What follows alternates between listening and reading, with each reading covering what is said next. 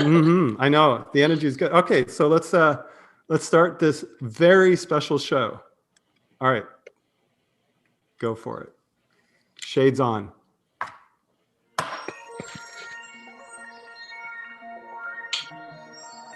You've tuned in to COVID Marketing with Brent Kobayashi and Arthur Tutt, the show to support small business not just to survive, but to thrive.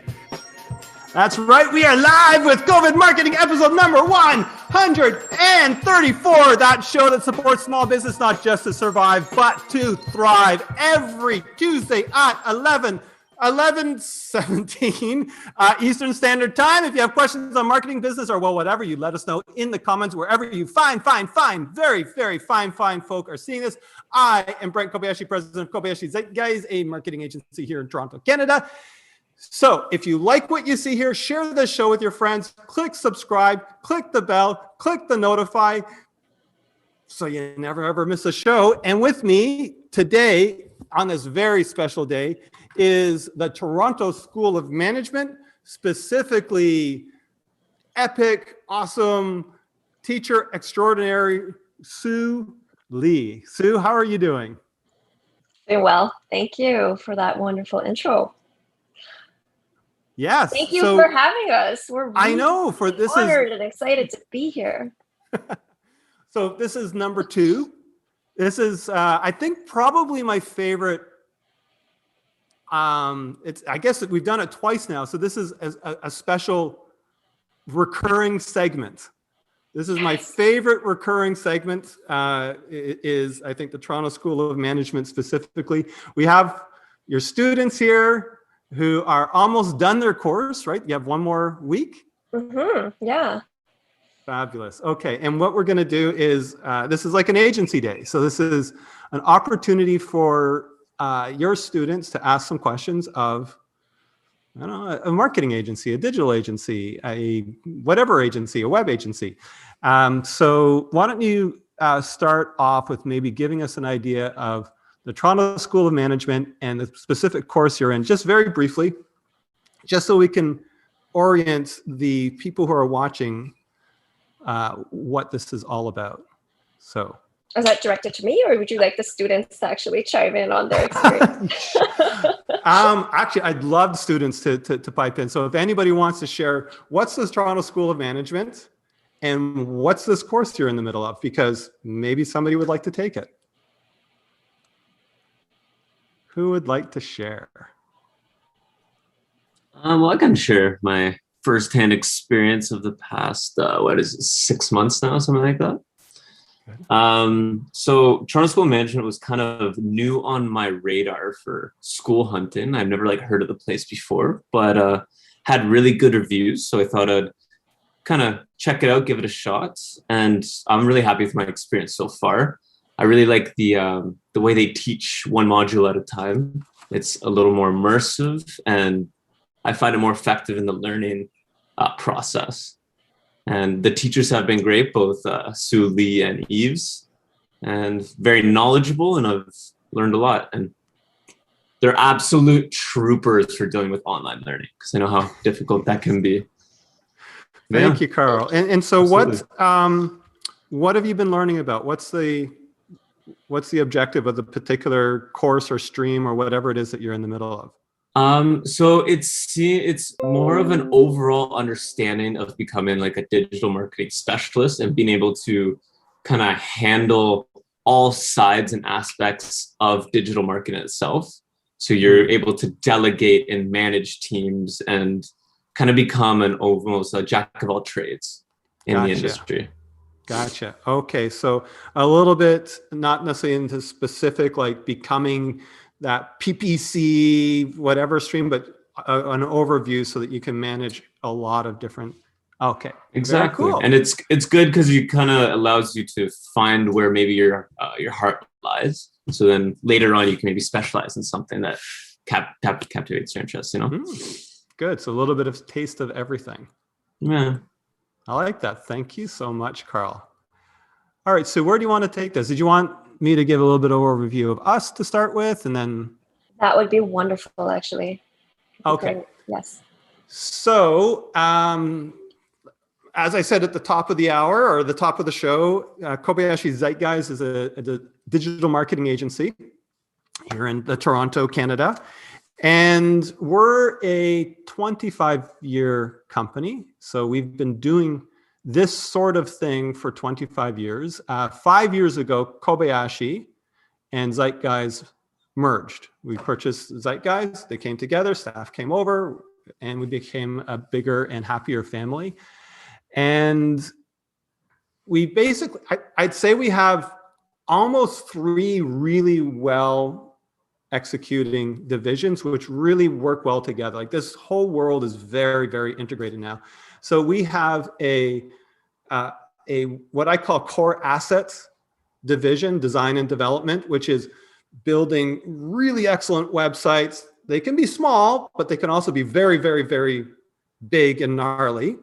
Almost exclusively in WordPress. We really like that platform and where we develop it on.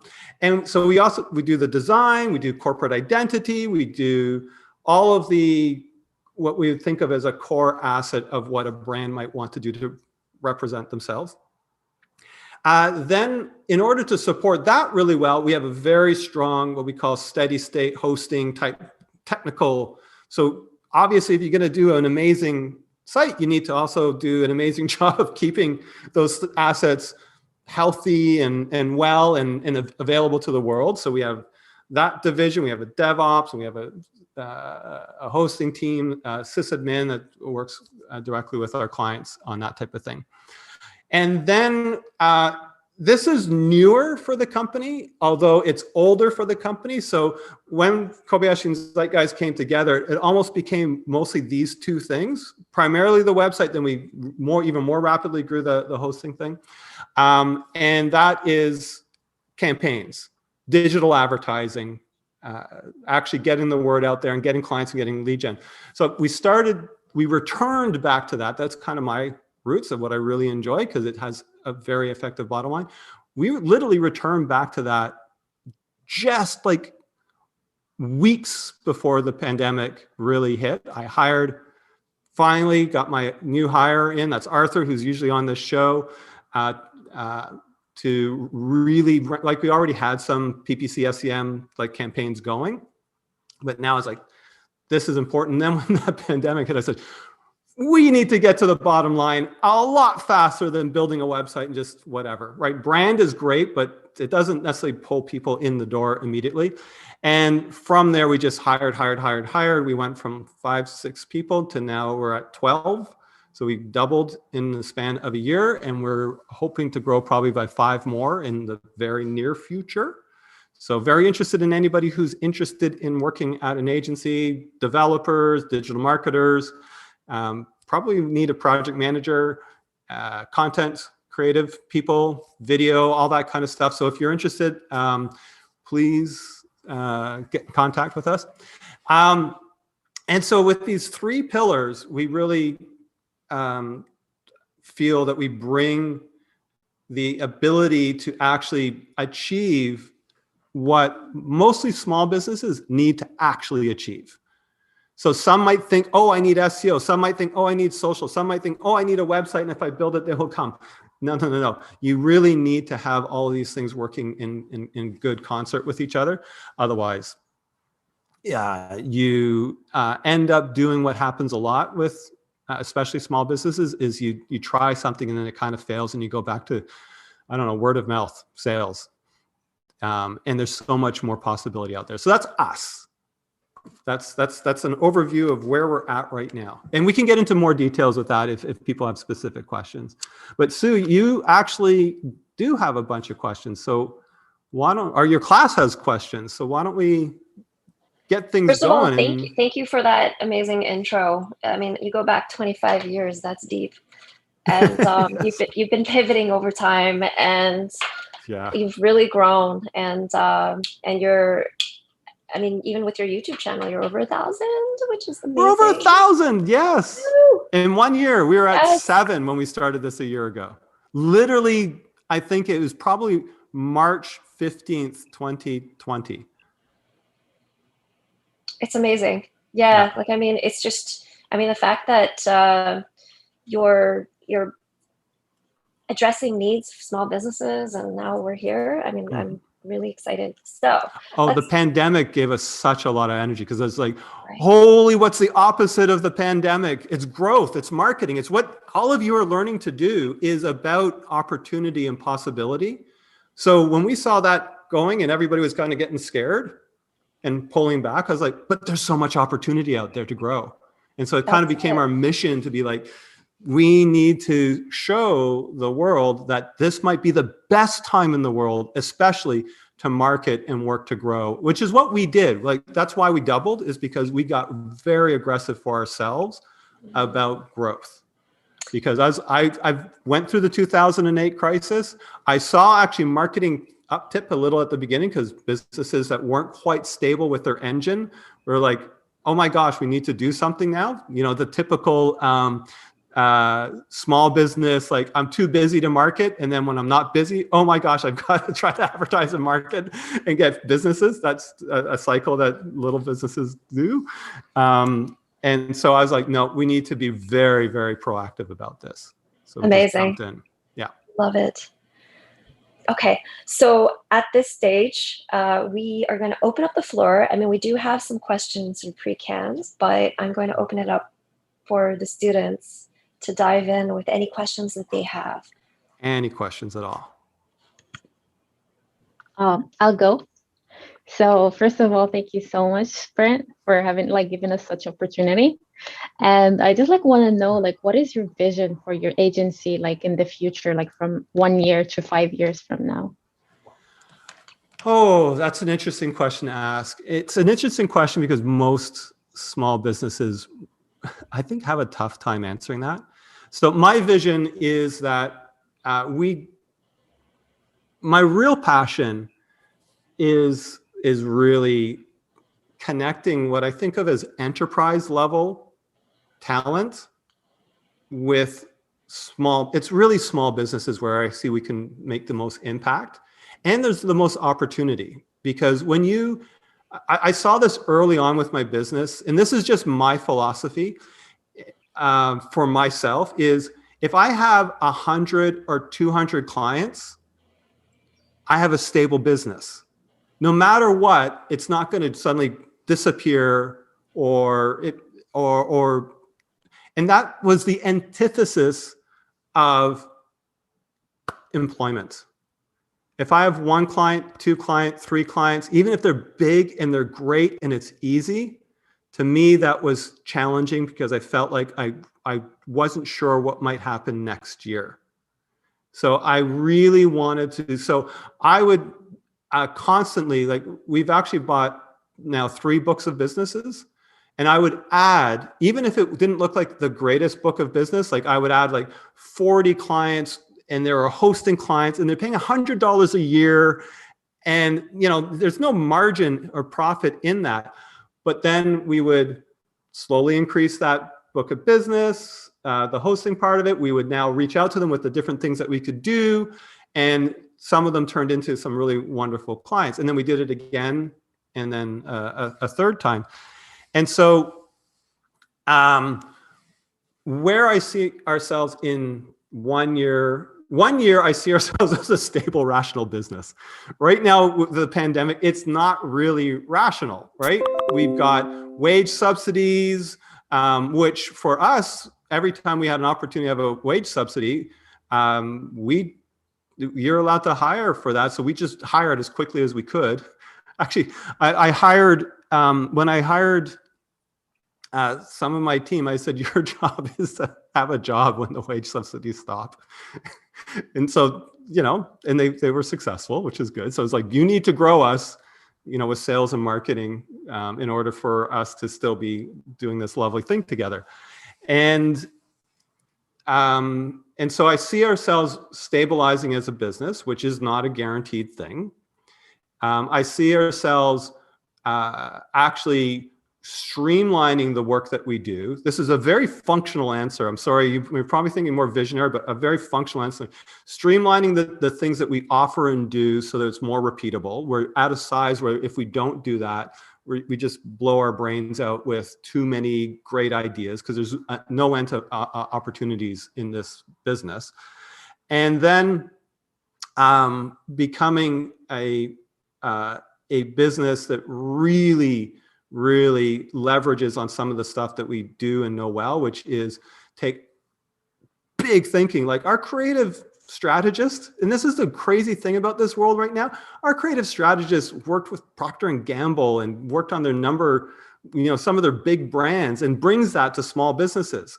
That talent is available. Literally, we did something for somebody. It was $1,000. Like we over delivered on it, but it was $1,000 little thing. And it was like, hey, Libby, what do you think of this? And she's, spewing brilliant. Like she did Canada's Wonderland and that kind of stuff, working on a small, like not quite basket weaving small, but close to it. And so I really feel that we have the ability to just hit businesses' bottom line in both campaigns, as well as level up their understanding of the stuff that doesn't seem to quite hit the bottom line, but is really super important, which is brand presentation, awareness, and just get that marketing engine going and off the ground for these small businesses. So I see us growing from right now, I think we're at 12. I keep losing a little bit of count on where we're quite at, up to probably 20 or 25. And I think at that point, we're going to have to rethink where we want to go next. Actually, to tell you the truth, Wiam, is that how I pronounce your name, Wiam? Yes, Wiam. I see us as a very retail kind of agency. I would say 5 years from now, I want to have offices, because we're kind of distributed right now with the pandemic. This is a beautiful office, but nobody's here. I see us having actual offices like Starbucks, where people can come in, because marketing is getting so close to everybody now.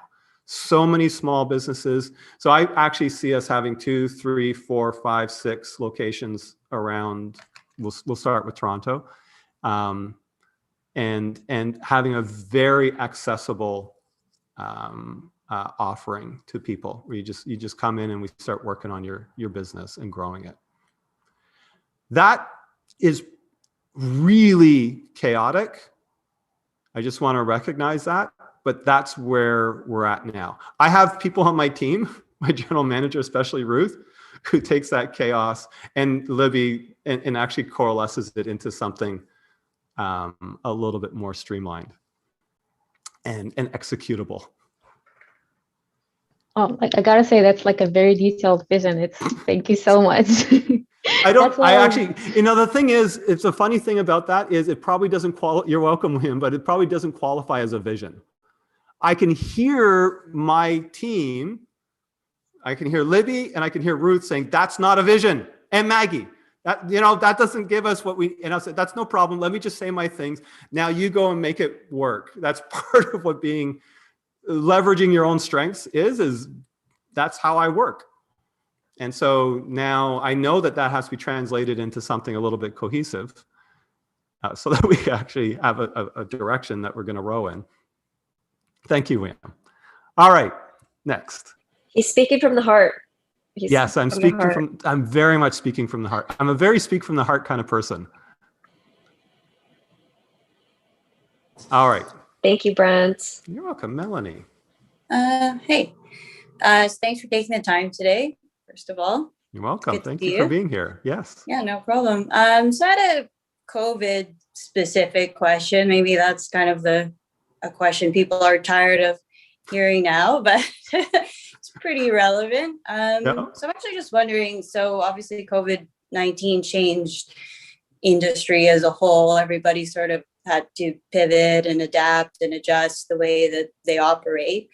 So I'm just wondering, from your perspective, in terms of the marketing sphere, and in particular the digital marketing sphere, sort of what's the number one, if you could say, sort of lesson you've learned that you think is going to apply beyond COVID, sort of post-COVID, something that's here to stay, and maybe on that vein, something that's temporary that you think is not going to be a lasting trend? Because I know a lot of people have had to pivot to the digital sphere, but maybe that's not a permanent thing. I'm going to tell you what I hope the lasting thing is, Melanie, and I don't know entirely if it's, I think some people might have learned this lesson. Number one thing I think is in business, fear is your enemy, or actually, sorry, fear is not your enemy. Fear is a great signal to sort of perk up your ears. What should I do? But if you just follow fear and you don't look in business for opportunity, then it is your enemy. So I have seen repeatedly small businesses saying, yes, year over year, we're doing better. And I'll be saying, well, you know, local sentiment, people want you to succeed. So they're interested in buying your stuff. And the answer is, I'm not sure what's going to happen next. So therefore, I'm not going to try to take an opportunity and spend money to get in front of people now.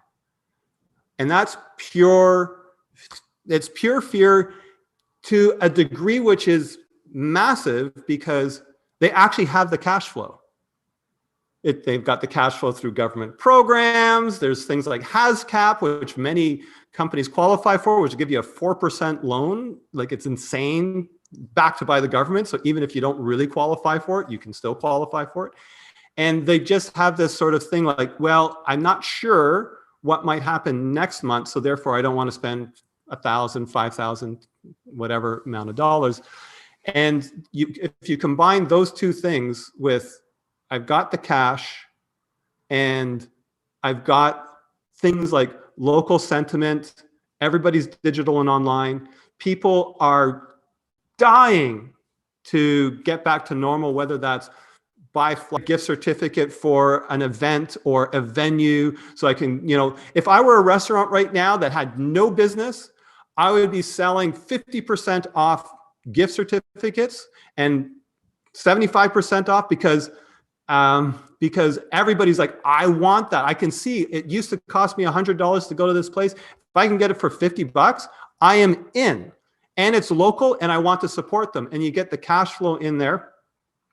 And it's a good deal because you used to do 50% off with Groupon, and then Groupon would take 30% of that 50% off. And the whole idea was to get that type of thing. So there's so many opportunities out there. And so what I hope is some actually look at this and say, holy cow, that was not bad. In fact, for me, it was actually good. And there was an opportunity to make it good.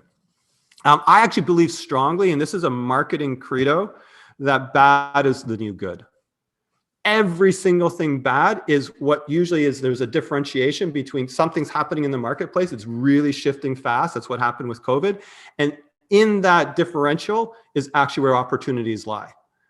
If everything's sort of kind of the same, you can't really make much of a difference. You have to do a lot of effort to make waves. The other thing is, I believe local sentiment will continue.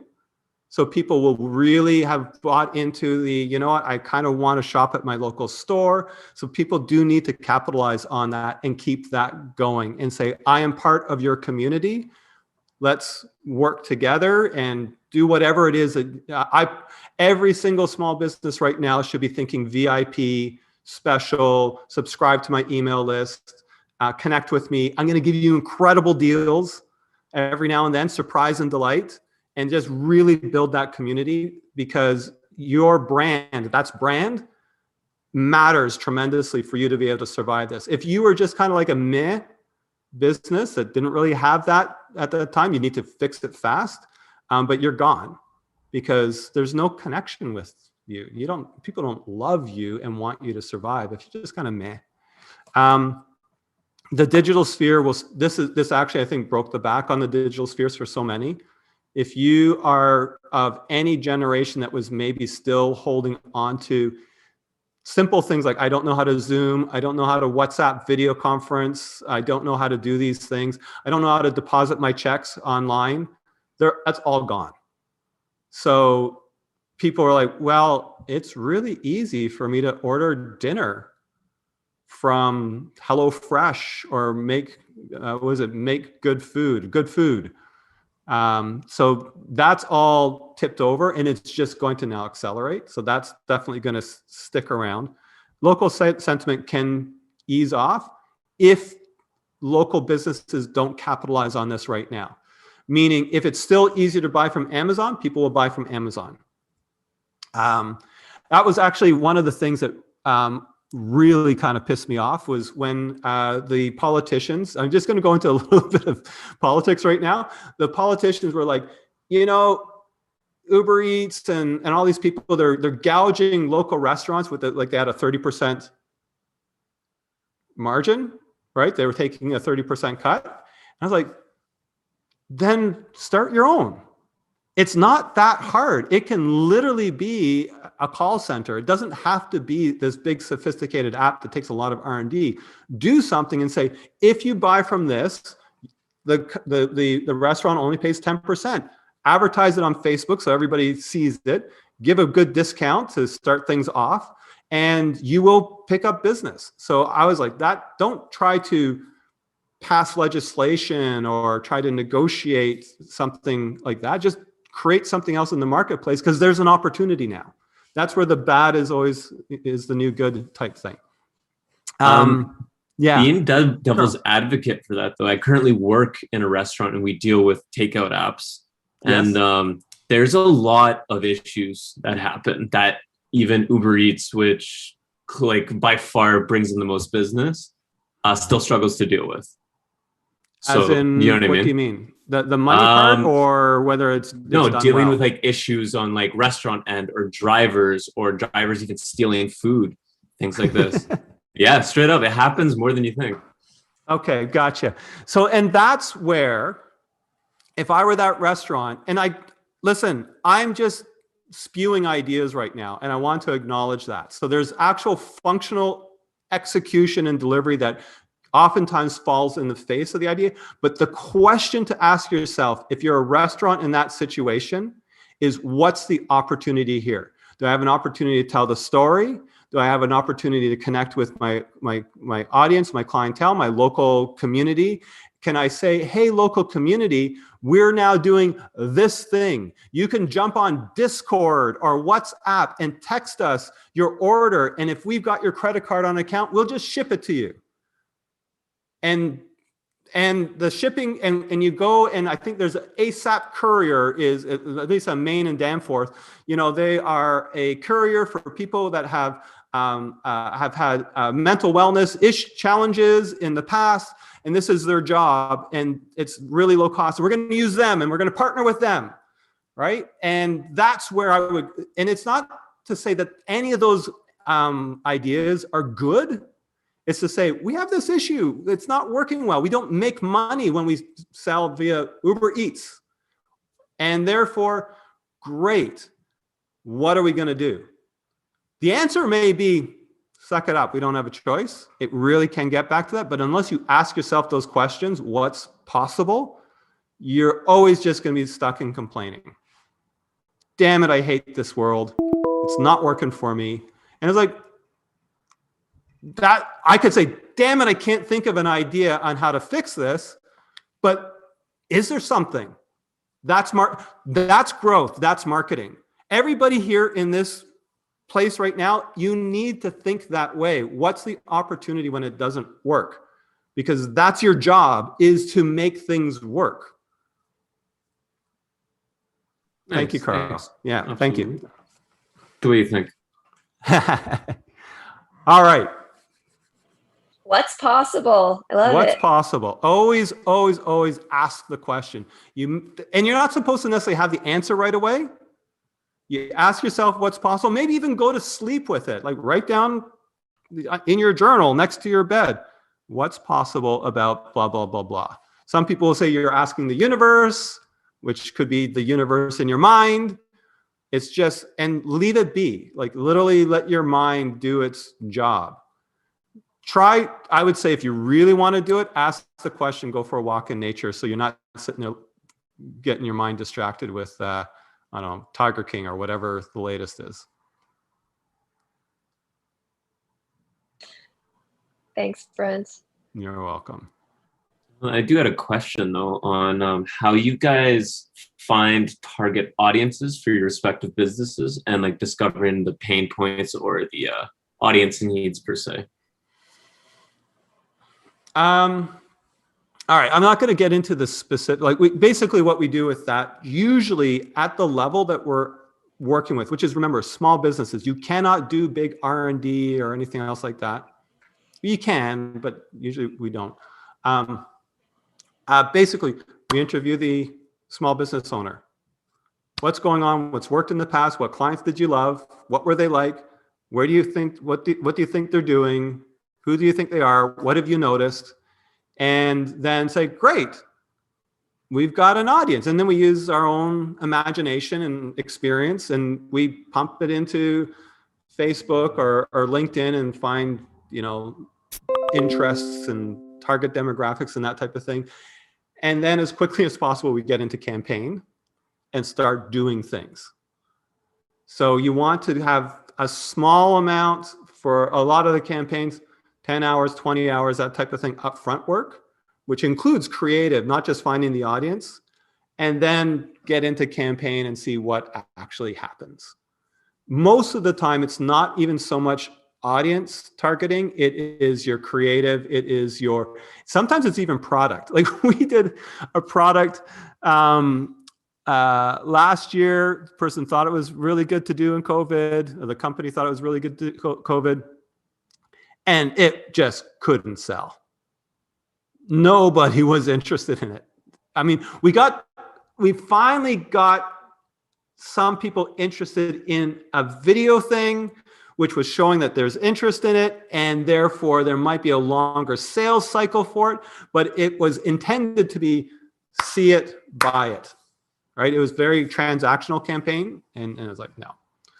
So I really strongly believe you get to market as quickly as possible based on intelligence. In terms of actually getting deep into what kind of questions should you ask them, that's all Maggie and Arthur, and they do that stuff. I guess I'd also, like, I would want to know, like, on average, how long it takes from like the minute you gain a client to when you start that campaign. You said it was like 10 to 20 hours? 1 month.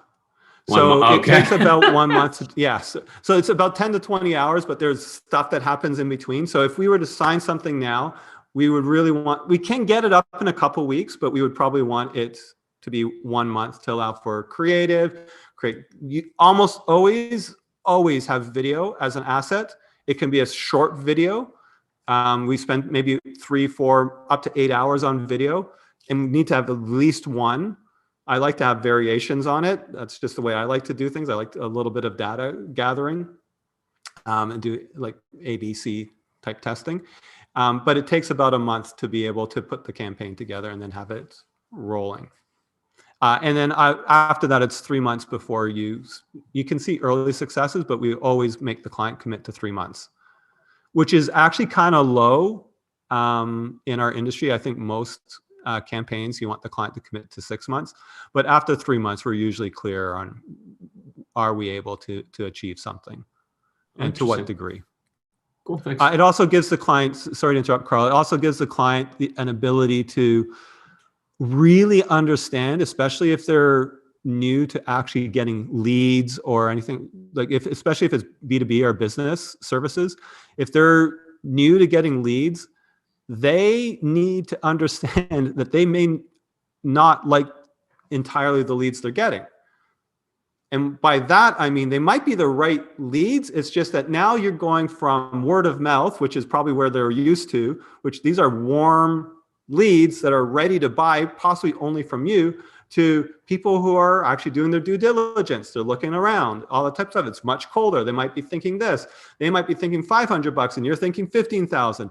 All of that takes about 3 months to actually roll back into the campaign, so we can be maybe more restrictive about things, but quite often the business needs to understand what it does, what it means to actually generate business this way. Oftentimes they do not. And so that's that. And keep in mind, right now we're talking about smaller campaigns.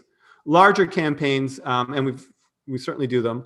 can have a lot more like competitive assessments and more data that the person might have in their sales database that leads into this. We can do some analysis on that. It might have actually even going to StatsCan and figuring things out like that and thinking, what's our thesis? Who do we want to target? What are they super interested in? Whatever that happens to be. Like there's one where we're targeting people that are specifically in flood areas because there's a product that really attributed that. And we're trying to figure out where in that buying cycle would be the ones where, because that one was also a conversion campaign, where would they be? They're almost ready to convert to being a purchaser. That's actually probably one of the big questions that you want to ask is what's the intention of the campaign? If you don't know the intention of the campaign, you don't know who you're targeting. So if your intention is I need to sell right away, you need to figure out how do you target somebody who's actually about to buy. So if it's for weddings, who just got engaged is an obvious one, versus who's interested in wedding stuff. That could be somebody who's going to get married in 15 years. That's just something that's really important to them.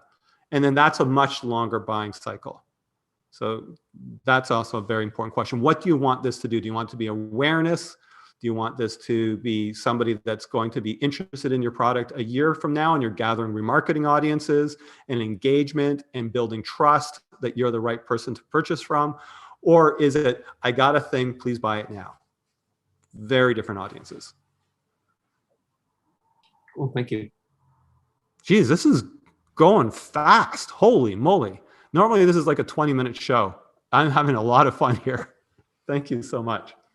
We're curious. Self-interested. What do you, it doesn't have to be, like it could be any freaking thing. Don't worry about whether or not the question helps anybody in the audience that's watching, because we don't have an audience. As much as we have 1,000 subscribers, you know, that's not big. It really isn't. That's not, you know, 200, 300 people watching at this moment. Well, I see like on your LinkedIn, you've been alive now for 25 years, your company. Yeah. That's a long time. When did you guys transition into digital marketing? Right? Because that was before when you started. Okay. Sorry, you know what I mean? Yeah, good question. So I'll tell you my dark secrets. So my company started in '95 because I felt like I was about to be fired from my job. So I left it. I was more of an IT guy. I didn't want to be fired. I actually should have just stuck around and been fired so I could get severance, but oh well.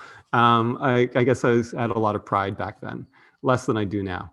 And it was basically, I did training, I did IT, I did technical, I fixed computers. And because I did computers, people would say, hey, can you build me a website? So this was digital marketing. They wanted to build a website.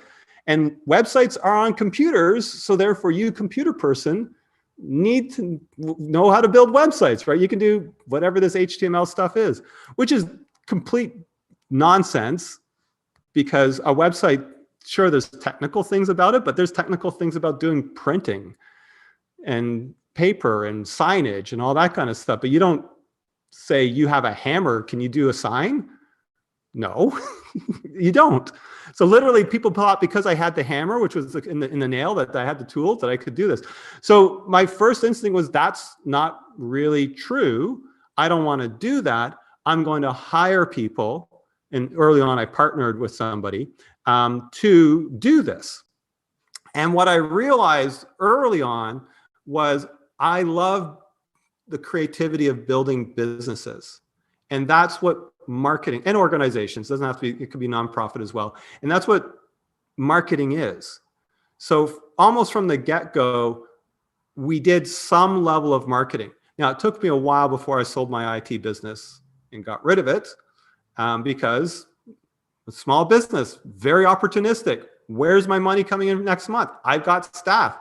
Okay, you want us to build you a LAN network and you want us to build you a website. We will do both, no problem, right? And then slowly over time, really start to narrow the focus a little bit more and a little bit more.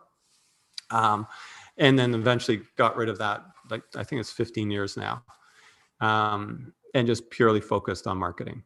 I actually don't like calling us, even though all we do really right now is digital. I don't entirely like calling ourselves a digital marketing agency, because I actually believe that when a customer comes to us, even if we're not going to execute experiential marketing, if that's the right thing for them, that's what we recommend you go and do. So we won't do it, but we will, unless, and I will say this to the clients, if you really, really, really love us a lot and you're willing to pay us a lot, we will be the people that pulls it all together for you. But there's only a few clients that really get to that point, because it doesn't make much sense to have us in the middle of like an experiential marketing thing. We've actually never done that one. But yeah, we've certainly been involved with marketing the whole time. And I would say mostly digital marketing, although it does get into print a little bit, less so now. Awesome, thanks. Yeah, you're welcome. I'm willing to go a little bit longer. Sue, you're wondering if we're past time. Yeah, I know we're cutting close on time, but if you're open to more questions, then we can dive into more questions, but I'm cognizant of your time as well. No, I'd be very happy if you've got more questions. Please ask. And literally anything. You could ask me, what salaries do you pay? Who are you hiring next? What I don't know. What's your favorite color? Audience right now, you can tell, right? All these questions that he's asking. Yeah. I wouldn't mind hearing about that, actually. As somebody that is not a professional in this sphere in any way, if you could talk about that, what is it like to sort of enter the digital marketing space? And, is it on a kind of an internship basis, in particular with your agency? What is sort of the average salary? Sort of like, what's the process like for kind of changing paths, I guess? Gotcha. Okay. So with us, salaries range. They can be from 35K up to 65K. If you're starting off, you probably should be thinking, at least with us, more in the 40K kind of range if you're junior. If you've got more experience, probably 50, 55K would be reasonable. I would say one of the things I'm a fan of, and I don't know if we're going to be able to do much right now, is I'm a huge fan of getting you to give me some free work. Literally, and I know a lot of you are like, it could be small, like, something to say, hey, can you do this? And then to see what energy do you bring to that thing? Unfortunately, we might not hire, but we've hired people where it's like 2 or 3 people. Great. I want to see examples of blog posts written. And I'm as much interested in the content and what you've done and the I'll call it professionalism, but how you approach the entire interaction engagement. And then just to say, I need to know kind of who and what you're about. And that's one of the easiest ways for me to actually really understand that. Once you've started, it's really all about